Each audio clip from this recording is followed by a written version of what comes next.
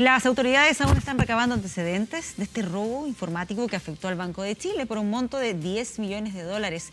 Queremos conocer más detalles, es por eso que estamos con el subcomisario Mauricio Morales de la Brigada del Cibercrimen Metropolitano de la PDI. Mauricio, muchas gracias por acompañarnos acá esta tarde. Muchas gracias, buenas tardes. Sí, y preguntarle primero, a ver, la información que se ha entregado de manera oficial, la versión que se ha entregado desde el Banco de Chile, es que se produce este robo de 10 millones de dólares y que ningún cliente se habría visto afectado, sino que este es un robo directamente al banco. Entiendo que todavía esto está en proceso de investigación, todavía no se conoce todo el detalle de lo que ocurrió, solamente está esta versión, pero primero en términos generales, ¿qué tan común es que ocurra acá en nuestro país un ataque de estas características? ¿Qué tan vulnerables son los bancos? A ver, el ataque de estas características no es común. Dentro de los registros a nivel nacional y que tenemos nosotros también como Brigada de Cibercrimen, es la primera vez que vemos uno de estos tipos de ataques, por llamarlo así. No hay registro, nuevamente repito, a nivel nacional. Sí existen algunos antecedentes a nivel internacional, hace algunos pocos días, por ejemplo, en México, en Ecuador, en Sudeste Asiático, distintas entidades bancarias sufrieron algún tipo de ataque muy parecido a lo que sucedió acá en Chile. ¿Cómo podemos describir este tipo de ataque, el que recibió el Banco de Chile?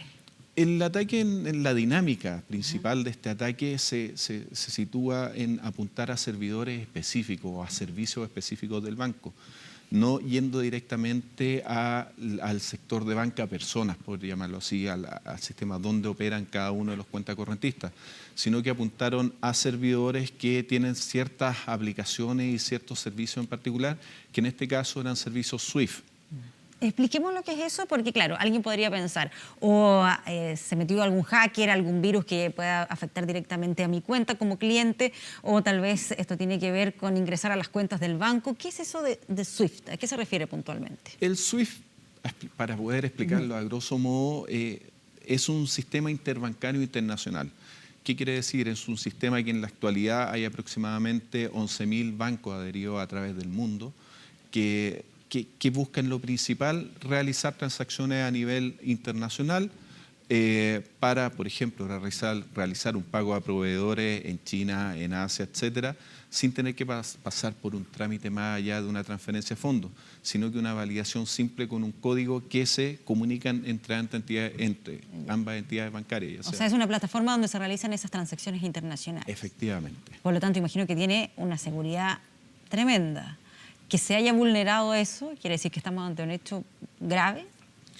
Es un hecho bastante complejo y grave, si lo vemos desde el punto de vista de la vulneración de seguridad.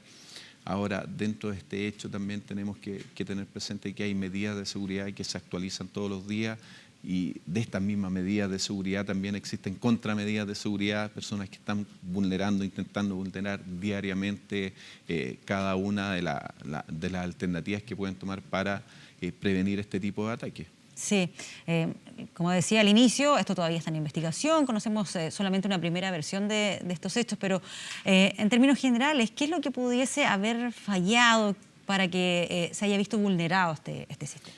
A ver, nosotros, para aclarar desde ese punto de vista, no existe una denuncia formal, por lo menos dentro de la Brigada del Cibercrimen de la Policía de Investigaciones, tampoco hasta el momento un proceso investigativo a nivel nacional. Tengo entendido que existen denuncias internacionales, gestiones internacionales que se están realizando al respecto.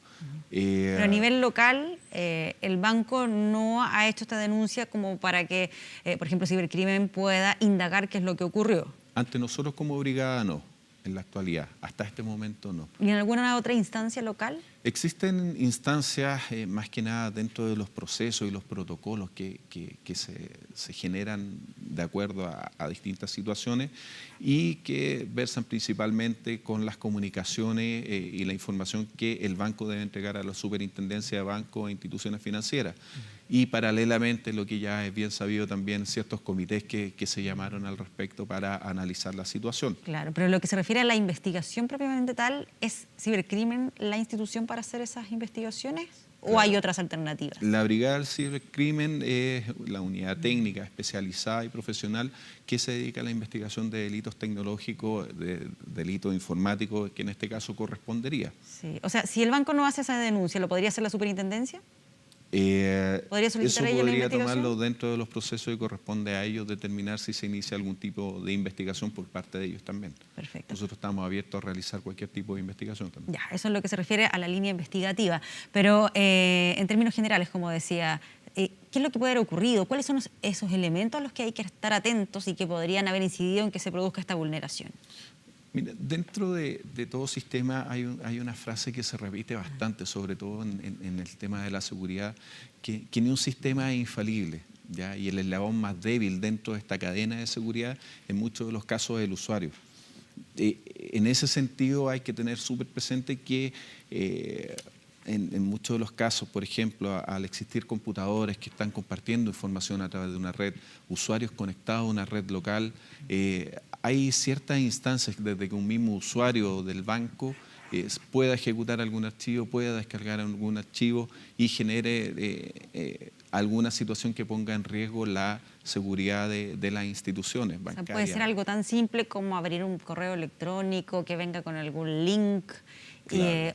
Aunque imagino que de todas maneras hay antivirus y miles de barreras de seguridad para que ese virus no se expanda. Claro, es tan simple en algunos de los casos como ha sucedido en ciertos ejemplos anteriores, que pueda ingresar algún virus a una red a través de un usuario, de un terminal, con la ejecución de un correo, de un archivo contenido en un correo electrónico, o con la utilización de un pendrive, por ejemplo, con algún archivo contaminado que busque atacar cierta falla de los sistemas.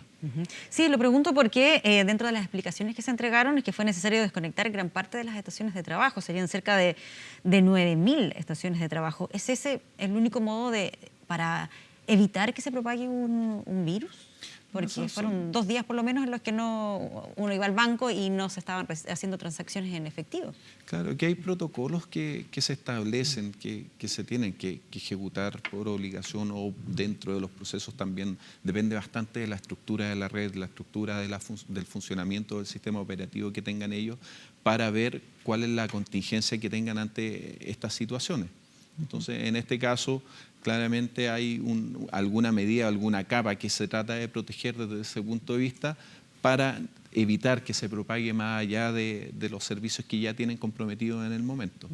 En lo que se ha visto en otros países, usted da ejemplos de otros bancos a nivel mundial que se han visto afectados por ataques con ciertas similitudes con lo que ha pasado acá en Chile. ¿Qué es lo que se ha podido averiguar? ¿Quiénes serían los que están detrás de este tipo de ataques? En México tengo entendido que están en proceso de investigación, fue hace muy poco tiempo.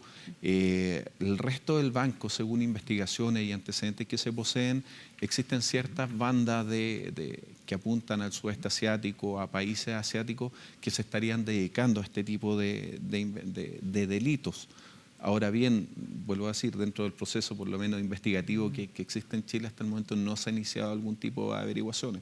Existen ciertas publicaciones que apuntan a ciertos países, pero por un tema de responsabilidad es difícil decir fue desde este país o de X país. Son investigaciones complejas, investigaciones que se basan en relaciones internacionales, por ejemplo, acogiéndose a distintos tratados que existen en la actualidad en el país, como uno de los casos el convenio de Budapest, que permite la ejecución de diligencias con países que estén adscritos a esto. Entonces son bastante importantes este tipo de herramientas. ¿Y ese convenio se está aplicando? ¿Cómo funciona? Lo digo porque hay algunos que han planteado directamente que la normativa chilena es muy antigua, creo que de la década del 90.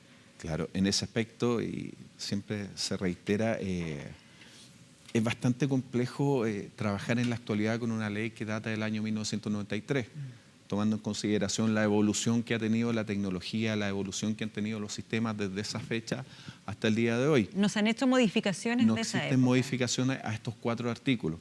Entonces, desde ese punto de vista, es bastante complejo en muchos de los casos la tipificación de ciertos delitos, de ciertas actividades, en este caso informáticas, ¿ya? ¿Qué nos permite dentro de esto también y en qué hemos avanzado y nos ha servido bastante? Y en eso estamos al debe con el tema de la participación de Chile dentro de este convenio Budapest, que están adscritos aproximadamente 56 países. Chile lideraba en la región este convenio e ingresó a Argentina hace algunos pocos días atrás, empezó toda la tramitación. Es importante desde este punto de vista los tratados porque es alguna de las herramientas que nos permitirían a nosotros, ya sea realizar solicitudes de información a países que estén adscritos a esto, así como también compartir experiencia, solicitar capacitaciones, por ejemplo, especificaciones de delitos tan complejos como estos y obtener experiencia de otras instancias que se puedan generar. ¿Hay protocolos establecidos acá en nuestro país cuando ocurra una emergencia de este estilo? Hay distintas mesas de trabajo que se han desarrollado y esto en torno a las políticas nacionales de ciberseguridad que se instauraron el año pasado, empezaron a trabajar en esto. Se han trabajado distintas mesas de levantamiento de evidencia, se han trabajado en distintas mesas de protocolos de actuación de seguridad. Ya, pero algo sí establecido, estándar, por ejemplo, que diga si se produce un ataque de estas características hay que avisar inmediatamente o después de tantas horas a la superintendencia. ¿Cómo eso está así de Hay protocolos específico? que se han establecido dentro de este mismo Política Nacional de Ciberseguridad, en la cual se establecen la metodología del proceso para el inicio de investigaciones, las posiciones que toma cada uno de los sites de seguridad que puedan existir, desde el Ministerio del Interior hasta las distintas eslabones, por llamarlo así, que componen este cuerpo. Claro. Ahora, en el caso puntual de este ataque al Banco de Chile, se ha hecho hincapié que acá no se han visto afectados los clientes. Vuelvo a plantear esto en términos generales. ¿Cuál es el riesgo eventual de un ataque de estas características para los clientes? Estoy pensando no solamente en la pérdida del dinero, sino también qué puede ocurrir con los datos de esos clientes. Según lo que informó el Banco de Chile en este caso, no existiría algún riesgo para los clientes, porque vuelvo a decir, y según la modalidad de este delito como ocurrió, no debería existir. Ahora bien, vuelvo a decir, es un comunicado que emitió una entidad bancaria, ya de eso constaría ver dentro de un proceso investigativo si es así o no. Ahora, vuelvo a decir, y tal como lo informa esta institución, son procesos absolutamente distintos, canales que corren por distintos lados, por llamarlo así. No debería existir algún tipo de complejidad sobre los clientes, si es así como lo plantea el banco hasta el día de hoy. ¿Hay alguna medida que pueda tomar el cliente si es que se siente preocupado de que con estos ataques que se hacen cada vez más frecuentes pudiese verse vulnerada su situación, ya sea, insisto, en el tema de los montos, pero también de la protección de sus datos? Respecto a los clientes, hay que hacer hincapié en esto. Hay bastante responsabilidad en muchos de los casos en la protección de los datos y de la información. Nosotros como Policía de Investigaciones estamos constantemente emitiendo comunicados y alertas de situaciones que se están dando día a día, los modos operandi, por ejemplo, estas falsas citaciones, estos distintos archivos que intentan enviar a las cuentas de correo. Entonces, desde ese punto de vista y de una forma de sentirse seguro, los cuentacorrentistas, los clientes o los operadores a través de Internet, es uno, mantener absolutamente en reserva sus contraseñas, no hacer entrega de sus contraseñas, digipass, tarjeta de coordenadas, las medidas de seguridad 2.0, 3.0 que se imponen, son absolutamente personales y nunca se tienen que hacer entrega a través de un teléfono o de un correo electrónico. Es lo primordial que tiene que tener el cliente y realizar las revisiones de seguridad periódicas en los computadores, en los dispositivos, no estar descargando archivos, mantener una vigilancia sobre... Y algunos incluso planteaban como idea tal vez ir descargando las cartolas, mantener los archivos, por si eventualmente se llega a producir algún cambio en los fondos, tener un respaldo en papel de lo que pueda estar ocurriendo. Es conveniente. Ahora, por ley, por establecida una ley y reglamento bancario, la disposición de esta información tiene que ser inmediata y transparente. Entonces, no es tanto el guardar esto bajo el colchón, como dirían antiguamente, sino que mantener, por ejemplo, como dices tú, una captura de pantalla almacenada que nos permita en algún momento estar en conocimiento de nuestros movimientos. Pero vuelvo a insistir, es súper necesario que los usuarios tengan sus protocolos de seguridad, saber que no tienen que entregar sus contraseñas, no entregar su tarjeta de coordenadas, su digipass, porque ese es el punto débil y es donde están atacando generalmente los ciberdelincuentes o los delincuentes que realizan estas actividades a través de Internet. Perfecto. Mauricio Morales, muchísimas gracias por acompañarnos acá esta tarde. Muchas gracias, que estén muy bien.